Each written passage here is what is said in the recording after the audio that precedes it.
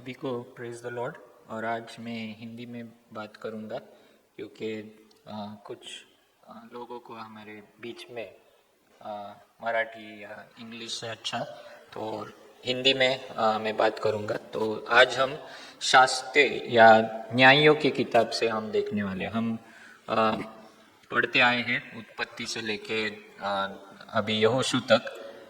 तो हमारा ये 7वां किताब है पुराने नियम का, और उसका नाम है न्यायियों का किताब। तो इधर मैंने नीचे लिखा है कि इस्राएल का अंधकार का समय, यानी इस्राएल में ये जो समय था ये बहुत ही दुख का और बहुत ही प्रॉब्लम वाला एक समय था। और इंग्लिश में अगर कहेंगे तो डार्क एजेस ऑफ इज़राइल, तो डार्क टाइम इन इज़राइल। तो शास्त्र या न्यायों का किताब जानने से पहले हमने देखना चाहिए कि परमेश्वर ने उनको क्या कहा था इस्राएलियों को। अभी तक हमने क्या देखा कि परमेश्वर ने इस्राएल को जो मिस्र से बाहर लाया है और जो वचनदत्त देश है प्रॉमिस्ड लैंड, उसमें वो लेके भी आया है।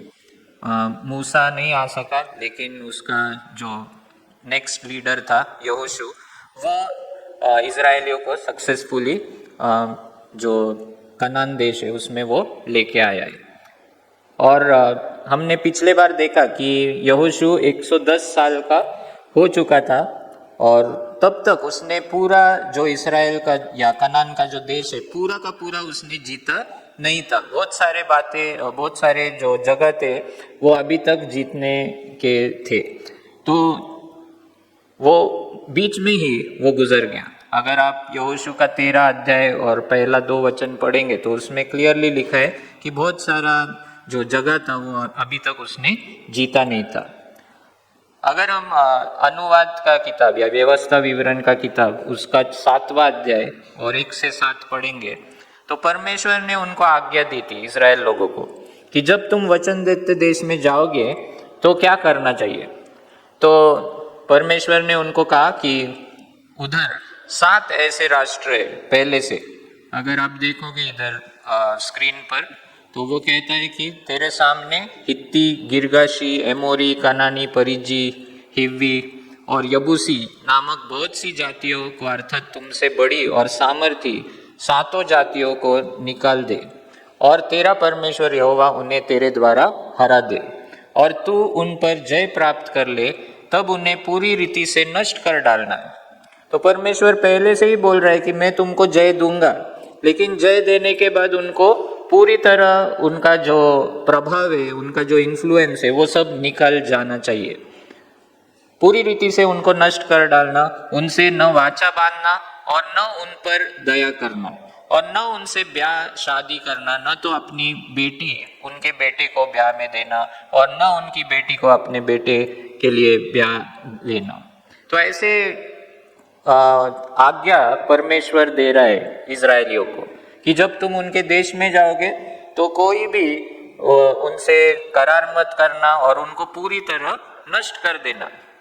फिर दूसरे इसमें हम देखते हैं कि उन लोगों से ऐसा बर्ताव करना कि उनकी वेदियों को ढा देना, उनकी लाठों को तोड़ देना, उनकी अशेरा नामक मूर्तियों को काट कर गिरा देना और उनकी खुदी हुई मूर्तियों को आग में जला देना।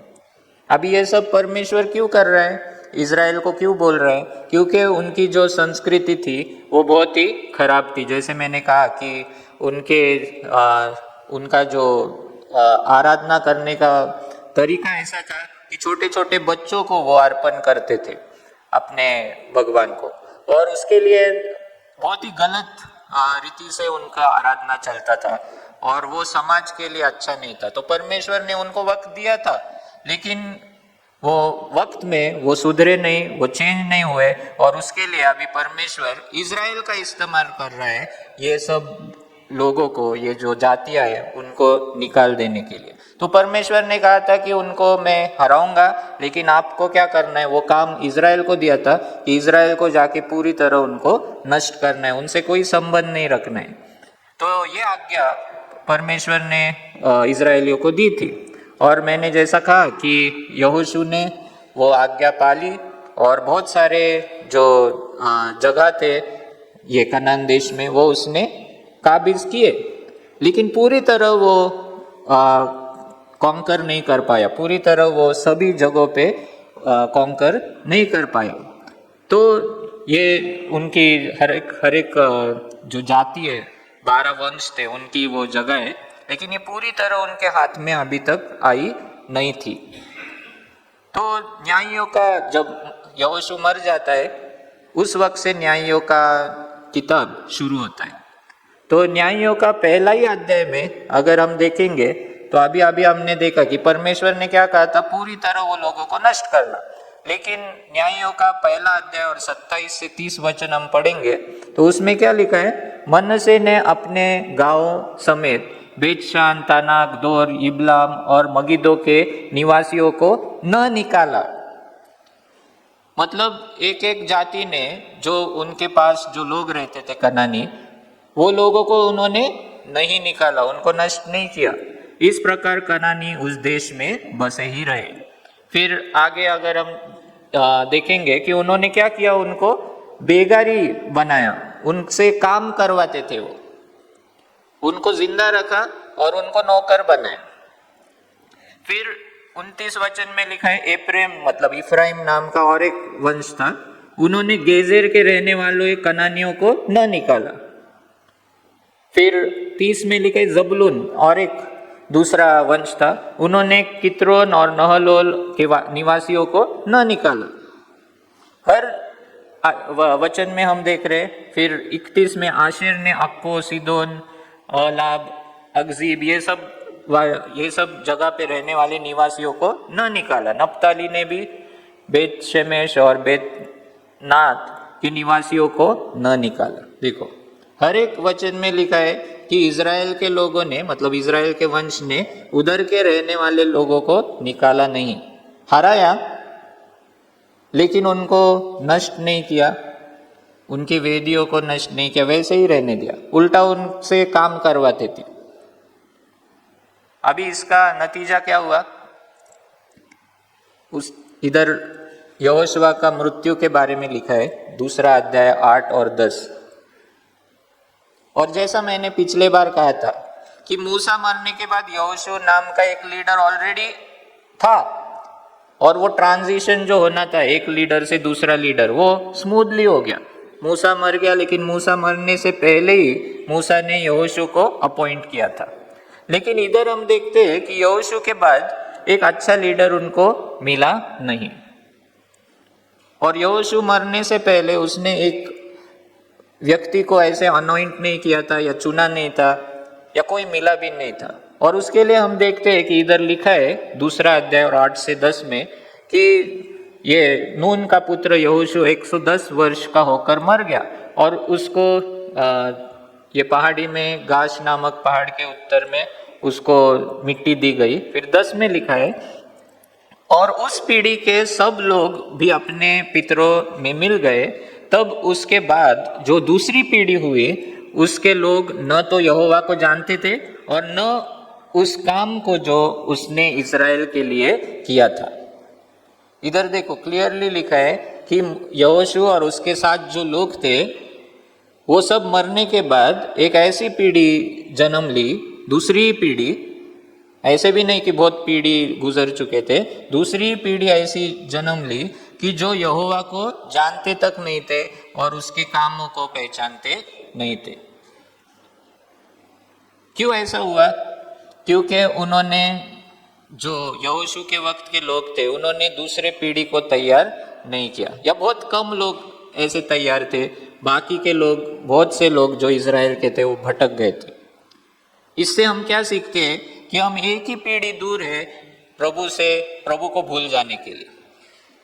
अगर ये पीढ़ी, हमारी पीढ़ी ने हमारे बच्चों को नहीं सिखाया प्रभु के बारे में, तो हमारी दूसरी पीढ़ी प्रभु को भूल जा सकती।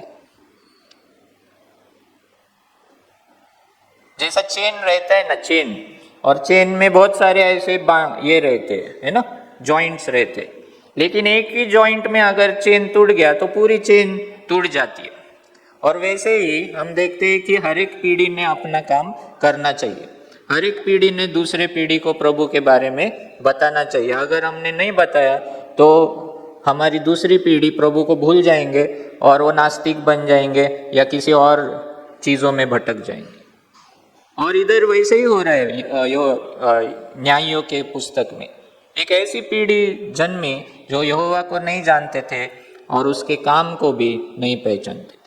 उसके लिए यहूदी लोग क्या करते हैं मालूम है ना अभी, कि उनके दूसरे पीढ़ी को हर बार सिखाते हैं कि मिस्र देश में क्या हुआ, उनके जो फेस्टिवल्स रहते वो फेस्टिवल पाल के उनको हमेशा सिखाते रहते कि परमेश्वर ने क्या क्या किया। उनको बाइबल के जो वर्स रहते वो मुख पाठ करने को लगाते हैं। तो हमने भी अपना काम करना चाहिए, हमारे पीढ़ी ने और हमारे बच्चों को प्रभु के बारे में जानकारी देनी चाहिए और उनके लिए प्रार्थना करनी चाहिए कि वो प्रभु का भय छोटे समय से ही वो मानने लगेंगे। लेकिन ये पीढ़ी ने वैसा किया नहीं और हम देखते हैं कि ऐसी पीढ़ी निर्माण हुई जो प्रभु को जानती नहीं थी। इस्राएलियों ने परमेश्वर की आज्ञा का पालन नहीं किया और कनानियों को पूरी तरह से नष्ट नहीं किया, बल्कि उनकी धर्म मूर्तियों को अपनाया और दुश्मन राष्ट्रों से अपनी रक्षा करने की अपनी क्षमता पर वो निर्भर रहे।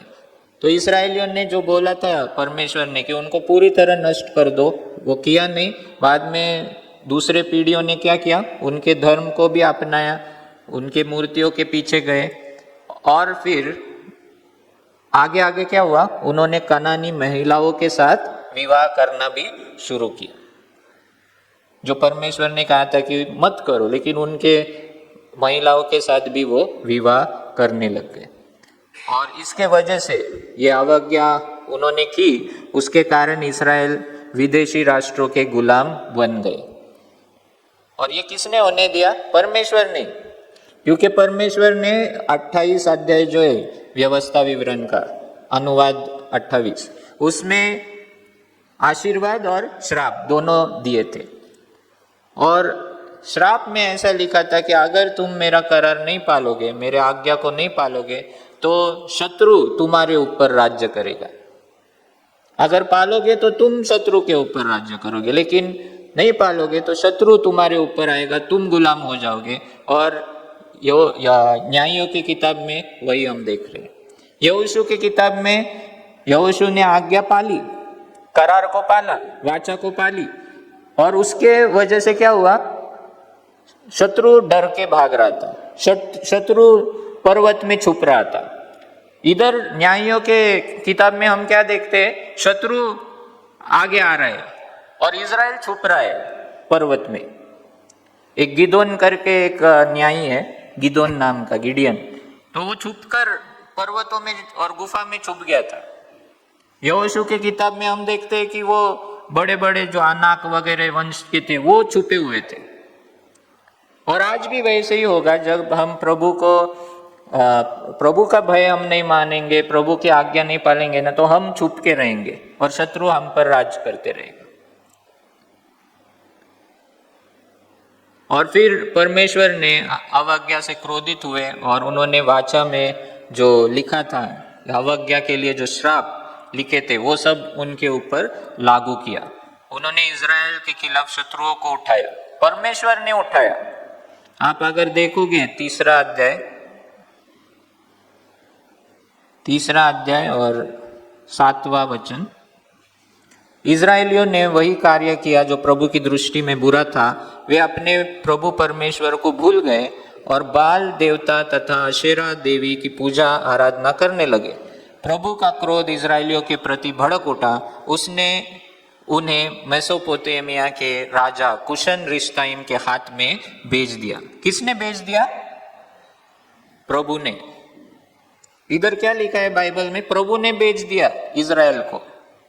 ऐसा नहीं लिखा है कि शत्रु पावरफुल हुआ और वो उन पे राज्य करने लगे, नहीं, क्योंकि परमेश्वर को वो भूल गए। परमेश्वर ने ही शत्रु को खड़ा किया और उनके हाथ उनको भेज दिया, इजराइलियों को भेज दिया।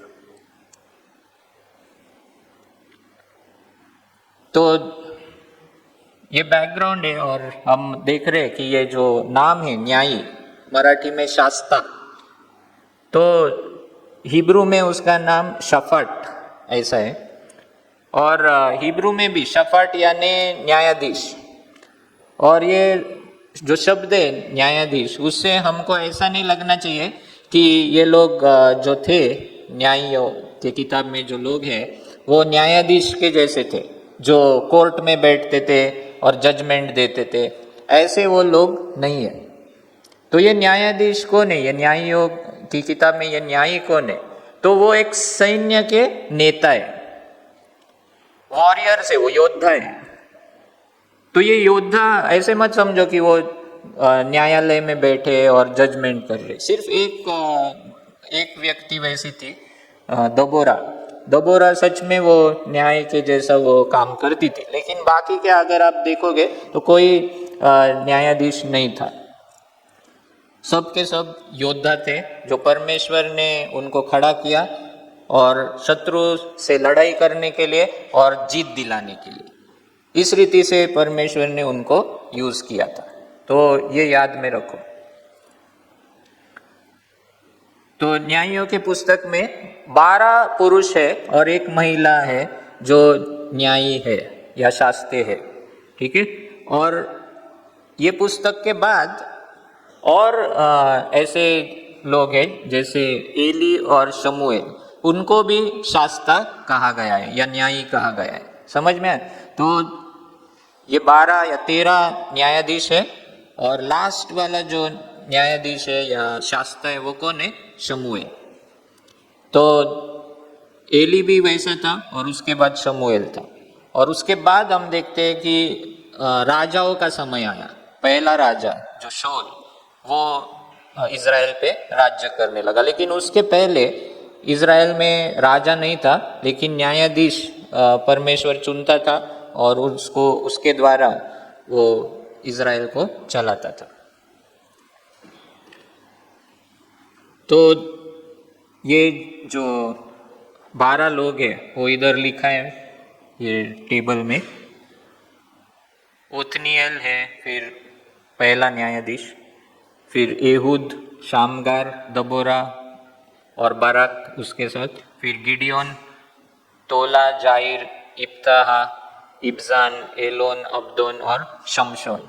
तो ये सब न्यायाधीश है जो न्यायियों की किताब में हम देखते हैं। तो ये टेबल बहुत अच्छा है जहाँ पे कितने साल वो गुलामी में थे इज़राइल और कितने साल फिर बाद में शांति थी, ये सब इधर दिया है ये टेबल में। और कौन शत्रु था?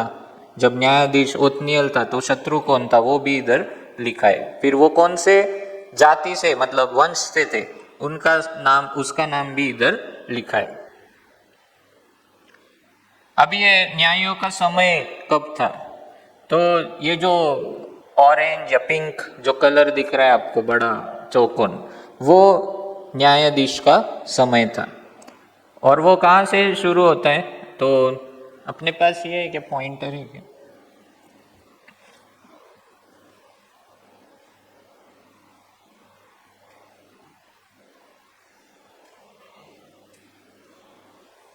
तो ये जो समय इधर मैंने लिखा है डेथ ऑफ जोशुआ, मतलब जोशुआ के मरने के बाद न्यायियों का समय शुरू होता है। और इधर लिखा है सॉल एज किंग, मतलब शाऊल राजा होने तक। तो जोशुआ के मरने के बाद से शाऊल राजा होने तक ये जो बड़ा समय है वो न्यायियों का समय है ये किताब में। तो एक ही पुस्तक है न्यायियों का किताब, लेकिन वो 300 साल से अधिक है। वो जो समय था वो 300 साल से अधिक वाला समय था, ठीक है। और उसके बाद फिर हम देखते हैं कि राजेशाही जो राजा का समय वो शुरू होता है, ठीक है। तो ये जो समय था बहुत ही अंधकार भरा समय था इज़राइल में, क्योंकि जैसा मैंने कहा कि वो लोग परमेश्वर के वाचा को मानते नहीं थे और वो उनके भगवान के पीछे लग गए थे, और उसके वजह से परमेश्वर ने उनके ऊपर शत्रु लाए थे और शत्रु उनके ऊपर राज कर रहे थे अलग अलग समय। तो ये समय बहुत बड़ा समय है, ये सिर्फ ध्यान में रखो। और ये रूपरेखा है इसमें भी हम देखते हैं कि 3 भागों में ये आउटलाइन है। ये पहला अध्याय, पहला वचन से तीसरा अध्याय और छठा वचन। तो ये एक इंट्रोडक्शन है। उसके बाद न्यायों का जो वर्णन है, एक एक न्यायों का, वो सब दिया है इधर बीच में के भाग में। ये सबसे बड़ा भाग है। और फिर लास्ट वाला भाग 17 से 21, 17 से 21 वो अध्याय में, पूरे बुक में 21 अध्याय है। तो 3 भागों में ये डिवाइड किया गया है। पहला भाग है 1 अध्याय से तीसरा अध्याय, उसमें इंट्रोडक्शन है। फिर तीसरा अध्याय 7वें वचन से पहला न्यायाधीश वो शुरू होता है, तो 16 अध्याय तक शमशोन लास्ट न्यायाधीश। तो इनका भाग सब एक के बाद एक लिखा है। और लास्ट के जो 4 या 5 अध्याय 17 से लेके 21, उसमें 2 कहानियां हैं। तो वो 2 कहानियां क्यों लिखी है, क्या है, वो मैं बाद में बताऊंगा, लेकिन उसके बारे में हम देखेंगे। लेकिन ये बीच वाला भाग ये महत्वपूर्ण है और इसमें बहुत सारी कहानियां हैं। हम आज वो कहानियां नहीं देख सकते क्योंकि टाइम नहीं है हमारे पास, लेकिन थोड़ा मैं उनके बारे में बताऊंगा। तो ऐसे 3 भागों में ये पुस्तक डिवाइड हो चुका है। तो न्यायाधीश का पुस्तक समझने के लिए हमको ये पाप का चक्र या सिन साइकिल ऑफ सिन इन जजेस, वो हमें समझना चाहिए। तो अगर हम अत्निएल का देखेंगे तो न्यायाधीश उसका 3रा अध्याय और 7वां वचन अपने बाइबल में आप पढ़ो। न्यायाधीश उसका 3रा अध्याय और 7वां वचन। तो 7वां वचन में हम देखते कि पहले इधर से हम शुरू करेंगे, ये पॉइंट से, मतलब ये 2 पॉइंट से हम शुरू करेंगे। तो Israel does evil in the eyes of the lord. इज़राइलियों ने वही कार्य किया जो प्रभु की दृष्टि में बुरा था। ये पहला पॉइंट स्टेप है। फिर दूसरा पॉइंट क्या है, गॉड पनिशेस इज़राइल। फिर वे अपने प्रभु परमेश्वर को भूल गए और बाल देवता तथा अशेरा देवी की पूजा आराधना करने लग गए। तो प्रभु का क्रोध इजराइलियों के प्रति भड़क उठा। उसने उन्हें मेसोपोटामिया के राजा कुशन रिश्ताइम के हाथ भेज दिया। इजराइलियों ने 8 वर्ष तक कुशन रिश्ताइम की गुलामी की।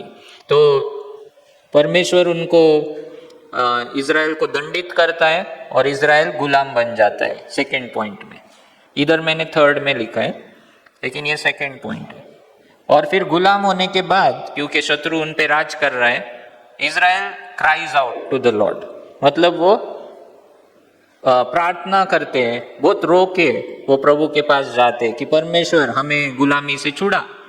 और फिर परमेश्वर उन पर दया करता है एंड गॉड रेजेस अप अ जज। परमेश्वर एक न्यायाधीश को खड़ा करता है उनमें से ही, और फिर उस न्यायाधीश के द्वारा परमेश्वर इजराइल को जीत दिलाता है युद्ध करके। और फिर वो जीतने के बाद भूमि में शांति प्रस्थापित होती है। लेकिन शांति के समय में क्या होता है, वापस इजराइल भूल जाता है प्रभु को। शांति के समय में वापस इजराइल प्रभु को भूल जाता है, वापस वो अन्य देवताओं के पास जाते हैं। परमेश्वर का क्रोध वापस भड़क उठता है, वापस परमेश्वर एक दूसरा शत्रु उनके ऊपर छोड़ता है, वापस वो प्रार्थना करते रोते, परमेश्वर उनके लिए एक न्यायाधीश खड़ा करता है, फिर वो जीत दिलाता है, वापस शांति प्रस्थापित होती है, वापस वही चक्र। ऐसे ये चक्र 6 बार न्यायाधीश के पुस्तक में दिखाई देता है। वही चीज बार बार वही हो रही है। तो इसमें सबसे डेंजर बात क्या है कि वो प्रभु को भूल गए थे और दूसरे भगवानों के पीछे जा रहे थे। लेकिन उससे डेंजरस बात मुझे लगती है कि शांति का समय सबसे डेंजरस है हमारे लिए, क्योंकि जब हम बेफिक्र रहते हैं तो हम प्रभु को भूल जाते हैं, क्योंकि वो शांति के वजह से ही वो अन्य पाप और गलत काम के पीछे भाग रहे थे। और ये बार बार हो रहा है, 300 सालों में ये बार बार हो रहा है। लेकिन प्रभु की दया इतनी है कि वो हमेशा उनकी सुनता था और उनको छुड़ाता था एक न्यायाधीश के द्वारा। तो ये जो चक्र है, ये तीसरे अध्याय से जो शुरू होता है 16वें अध्याय तक हम देखते रहते हैं। हर एक न्यायाधीश की कहानी अलग अलग है, लेकिन वो आपको पढ़नी है, बहुत इंटरेस्टिंग है। आप पढ़ेंगे तो आप बाइबल को रख नहीं पाएंगे। तो उसके लिए मैं आपको प्रोत्साहन देता हूँ कि घर जाके पढ़ो शास्त्र तीसरा अध्याय से लेके 16वें अध्याय तक। ओके, तो न्यायियों से हम क्या सीखते हैं? पहला जो न्यायाधीश है अतनिएल, उससे हम ये सीखते हैं कि धैर्य या धाड़स जो उसमें था, क्योंकि यहोशू के बाद कोई ऐसा लीडर नहीं था और कोई ऐसा व्यक्ति नहीं था जो ये धैर्य करे और लड़ाई करे शत्रु से। लेकिन परमेश्वर ने उसको बुलाया और जब खड़ा किया तो वो प्रभु के आत्मा के द्वारा शक्ति पाकर उसने वो कार्य किया। न्यायियों की किताब में स्पिरिट ऑफ द लॉर्ड भी बहुत महत्वपूर्ण कैरेक्टर है, प्रभु का आत्मा। बहुत से बार हम देखेंगे हर एक न्यायाधीश के कहानी में प्रभु का आत्मा उन पर उतर आता था और फिर वो असाधारण चीज करते थे। आपको शमशोन मालूम है ना, सिमसोन है ना? तो वो भी जब उसने वो सिंह को फाड़ा था तो उसके पहले भी प्रभु का आत्मा उसके ऊपर आया, ऐसे लिखा है। मतलब उसके पास ताकत थी, उसके लिए फाड़ा नहीं था उसने, प्रभु की आत्मा उसके ऊपर आती थी और फिर वो असाधारण चीज वो करता था। एक बार उसने 1000 लोगों को मारा था, उस वक्त भी लिखा है बाइबल में कि प्रभु की आत्मा उसके ऊपर आई और तब ये कार्य हुआ। तो ये अतनिएल भी उसने वैसा ही किया। एहूद दूसरा जो था, एहूद दूसरा न्यायाधीश, वो बाएं हाथ वाला था, लेफ्ट हैंड था। और जैसे भारतीय संस्कृति है वैसे ही इजराइल की संस्कृति थी। राइट हैंड वालों को ज़्यादा पसंद करते थे लोग, लेफ्ट हैंड वालों को नहीं करते थे, है ना? भारत में भी अगर कोई लेफ्ट हैंड से खाना खाता है या लेफ्ट हैंड से कुछ करता है तो उसको डांटते। तो ये एहूद जो था बाएं हाथ का था, तो उसकी वो कमजोरी समझते थे लोग। लेकिन वही चीज़ उसने क्या की, अपने फायदे के लिए यूज़ की। और उसने वो स्टोरी आप पढ़ो, उसमें आपको समझ में आएगा कि कैसे उसने लेफ्ट हैंडेडनेस का फायदा उठाया और अपने शत्रु को उसने खत्म किया। तो उसके लिए हमने भी सीखना चाहिए कि हमारी कुछ कमजोरी रहेगी ना, हम प्रभु के हाथ में देंगे तो प्रभु हमारी ताकत बना सकता है। तीसरा था शामगर, और शामगर के बारे में एक ही वचन लिखा है। शामगर के बारे में एक ही वचन लिखा है और उसके बारे में लिखा है कि वो जब चल रहा था तो शत्रु ने अटैक किया, तभी उसके हाथ में एक ऑक्स गोड था, मतलब जो बैल को दिशा दिखाने के लिए एक ऐसी लाठी रहती थी, तो वो लाठी सिर्फ थी उसके हाथ में। वो लाठी को यूज करके उसने 600 लोगों को मारा। तो अपने हाथ में क्या है, हमारे हाथ में क्या है, वो जो भी उसके हाथ में था उसने उसका इस्तेमाल किया। बहुत से बार हम कंप्लेन करते रहते कि मेरे पास ये नहीं है, मेरे पास वो नहीं है, ये रहता तो बहुत अच्छा होता था, वो रहता तो अच्छा होता था। लेकिन ये शामगर ने क्या किया, जो उसके हाथ में था उसने यूज किया और उसका उपयोग किया। अगर प्रभु हमारे हाथ में कुछ देता रहेगा, हमको पूछता रहेगा प्रभु तुम्हारे हाथ में क्या है, तुम्हारे हाथ में क्या है, वो यूज करो। दबोरा के बारे में हम देखते हैं कि वो स्त्री होने के बावजूद भी परमेश्वर ने उसका इस्तेमाल किया। तो प्रभु बहुत सारे बाइबल में हम देखते हैं कि स्त्री को ज़्यादा बताया नहीं गया है, लेकिन अगर आप ठीक से पढ़ेंगे तो परमेश्वर स्त्रियों को भी बहुत महत्व देता है और उनको यूज भी करता है। गिदोन के बारे में हम देखते हैं, गिदोन नाम का जो शासक था, तो उसने परमेश्वर ने उसको क्या कहा, सिर्फ 300 लोगों को चुन। उसके पास 32,000 लोग थे, 32, लेकिन परमेश्वर ने वो 32,000 से 300 लोगों तक उसकी सैन्य को लाया। और शत्रु की सेना कितनी थी मालूम है? 1,35,000। कितनी? 1,35,000। लेकिन सिर्फ 300 सैनिक लड़े और इतने लोगों को उन्होंने हराया। इससे क्या पता चलता है कि वो 300 लोग बहुत शूरवीर थे? नहीं। इससे ये पता चलता है कि परमेश्वर को लोगों की जरूरत नहीं है लड़ने के लिए। परमेश्वर अकेला ही लड़ सकता है। परमेश्वर जब कुछ संभव नहीं है तब वो असंभव चीज संभव कर सकता है। उसके ऊपर भरोसा रखना चाहिए। परमेश्वर को यही दिखाना था, क्योंकि परमेश्वर कहता भी है, अगर आप 7वां अध्याय पढ़ेंगे, 7वां अध्याय, न्यायों का किताब 7वां अध्याय,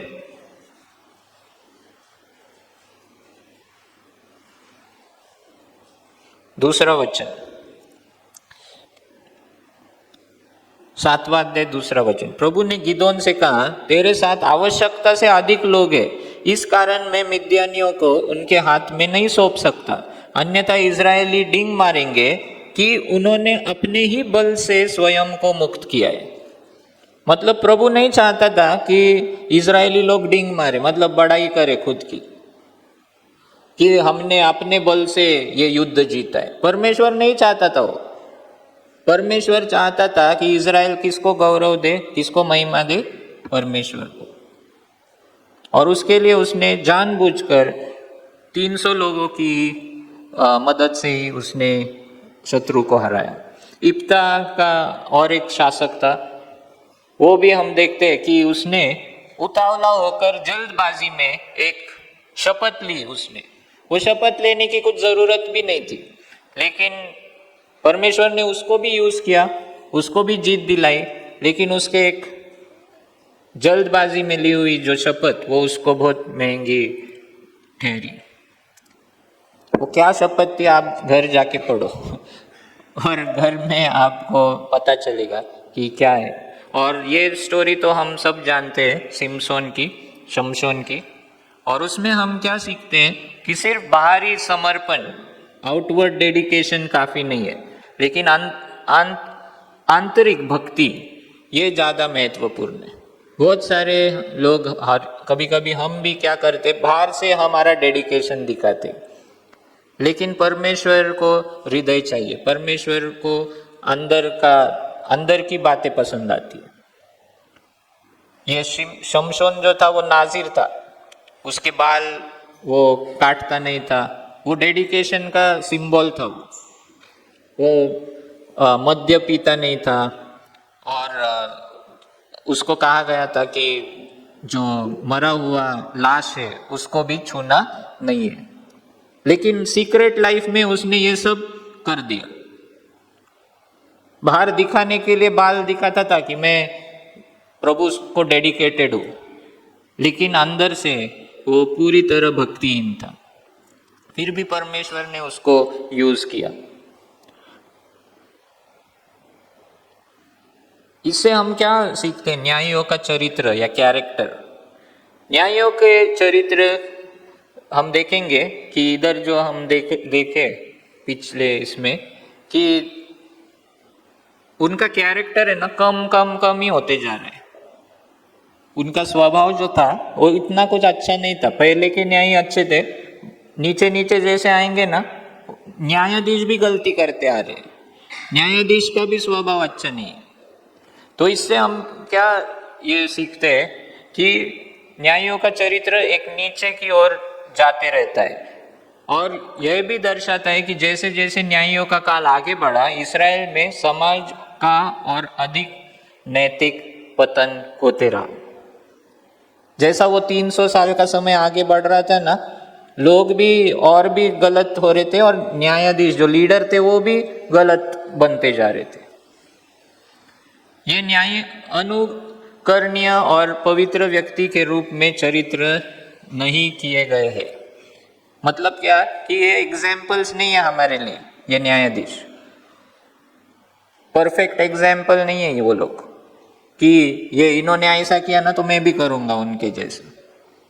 तो उनको पूरी तरह फॉलो नहीं करना है।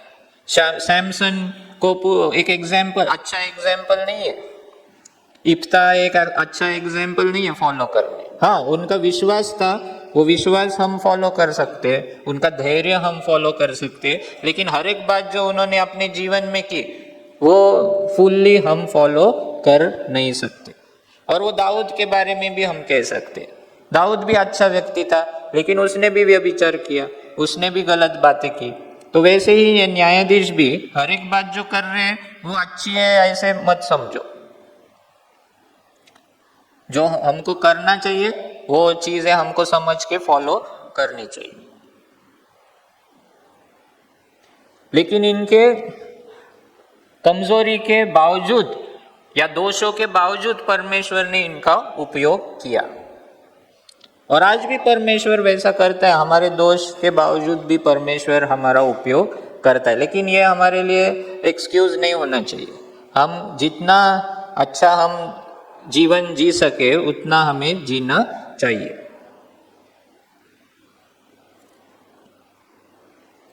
और क्या सीखते हैं ये पुस्तक से कि परमेश्वर की दया और धैर्य, यह परमेश्वर के न्याय और दया को भी दर्शाता है, क्योंकि परमेश्वर पाप को बर्दाश्त नहीं करता और इसलिए वह इज़राइल को गुलाम बनाकर दंडित करता है। लेकिन जब वे पश्चाताप करते हैं और प्रार्थना में पुकारते हैं तो वो दयालु होता है और वो उनके लिए भाग कर आता है। वो उनकी प्रार्थना सुनता है और उनकी गुलामी से बाहर निकालने के लिए उनको एक उद्धारकर्ता भेजता है जो न्यायाधीश के रूप में। और ये बार बार वो कर रहा है। और आज भी कितने तो भी बार पर हम गलत हुए, लेकिन जब भी हम प्रार्थना करते हैं उसके पास जाते तो परमेश्वर हमें क्षमा करते हैं और वापस हमें मदद करता है। लेकिन उसका हमें फायदा उठाना नहीं चाहिए। परमेश्वर दयालु है लेकिन उसका हमें फायदा उठाना नहीं चाहिए। और फिर लास्ट के ये जो चैप्टर है 17 से 21, उसमें हम क्या देखते हैं कि एक बार बार एक वाक्य आ रहा है वो 17 से 21 में। और वो वाक्य क्या है, 4 बार ये वाक्य आया है कि उन दिनों में इजराइलियों का कोई राजा न था, जिसको जो ठीक जान पड़ता था वही वो करता था। मतलब कोई राजा न होने के कारण, कोई अच्छा लीडर नहीं होने के कारण क्या हो रहा है, अपने मन में जो कुछ आता था वो उनको लगता था ये सही है और वो करते थे। जिसको जो चाहे अच्छा लगता था वो करते थे। कोई मॉरल कंपोज ही नहीं था, मतलब कोई नैतिक ऐसा दिशा दिखाने वाला, सही दिशा दिखाने वाला कोई नहीं था। मुझे ये ऐसा लगता है मैं करूंगा, दूसरा व्यक्ति मुझे ऐसा ये अच्छा लगता है मैं वो करूंगा, ऐसे चल रहा था। और यही बात दिखाने के लिए कि वो लोग प्रभु से कितने दूर हो गए हैं, ये बात दिखाने के लिए 2 कहानियां ये भाग में लिखी गई है 17 से 21 में। पहली कहानी मीका और उसकी मूर्तियां, उसके बारे में 17 से 18 में। और दूसरी कहानी 19 से 21 में एक याजक और उसकी उपपत्नी के बारे में, एक लेवी जो है और उसकी उपपत्नी, उसके बारे में वो कहानी है। और ये दोनों कहानी आप जो पढ़ोगे ना तो आपको लगेगा ये क्या पढ़ रहा हूं मैं, सब ऐसे पढ़ते वक्त ही आपको लगेगा कि पूरा कंफ्यूजन है, कुछ समझ में नहीं आ रहा है, ऐसे क्यों एक्ट कर रहे हैं ये लोग। और लेखक को वही दर्शाना है कि पूरा कंफ्यूजन था इजराइल में, प्रभु को भूल गए थे, वचन को भूल गए थे, धार्मिक लोग थे लेकिन प्रभु के नियम के अनुसार नहीं धार्मिक थे, अपने मन के लॉज उन्होंने बनाए थे। और उसके लिए हम पढ़ेंगे तो ऐसा लगेगा अरे इजराइल ऐसा क्यों कर रहा है, ऐसा क्यों बर्ताव कर रहे हैं। आप पढ़ो इनको, वो पढ़ते वक्त ही आपको बहुत कंफ्यूज्ड लगेगा। और लेखक को यही बताना है कि इजराइल प्रभु से बहुत दूर जा चुका है, प्रभु से वो बहुत दूर जा चुके हैं, ये बताने के लिए उसने वो 2 कहानियां बताई है। और बहुत कहानियां रहेगी लेकिन लेखक ने ये 2 कहानियां चुनी 300 साल के समय से। तो उनको यहोवा के नियम पता नहीं थे, जो उनके मन में आता था वो वैसा करते थे। तो ये सब हम न्यायों की किताब में हमने देखा है। पहला 3 अध्याय इंट्रोडक्शन है, जिसमें लिखा है कि एक ऐसी पीढ़ी जन्म आई यहोशू के बाद, मरने के बाद, जो यहोवा को नहीं जानती थी या बहुत कम जानती थी। फिर तीसरे अध्याय से 16वें अध्याय तक वो 13 न्यायाधीश है, और 17 से 21 में ये 2 कहानी है। और ये 2 कहानी ये दर्शाती है कि इज़राइल प्रभु से बहुत दूर चला गया था।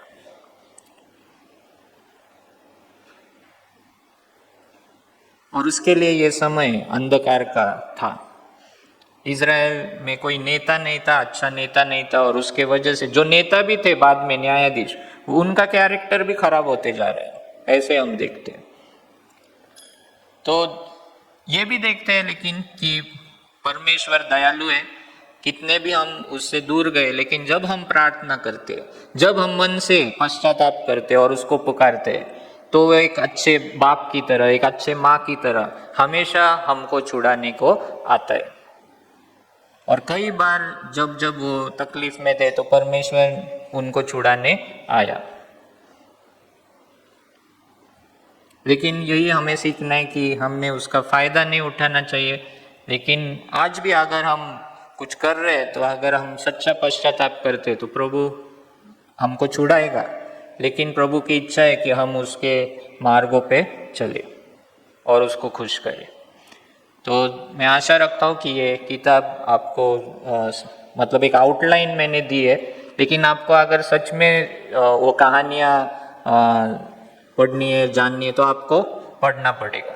और आपको सच में इंटरेस्ट आएगा पढ़ते वक्त, और कुछ प्रश्न भी उठेंगे, लेकिन आप फाइंड आउट कर सकते हो आज मोबाइल से, और इससे सब हमको उत्तर मिल जाते हैं। तो लेकिन आपने पढ़ना चाहिए, कहानियों में भी बहुत कुछ सीखने जैसा है। तो लेकिन हम एक सर्वे कर रहे हैं, उसके लिए हम पूरा पुस्तक हम देख नहीं सकते, लेकिन एक आउटलाइन के रूप में जब आप ये समझोगे और फिर पढ़ोगे तो ज़रूर आपको समझ में आएगा। Thank you.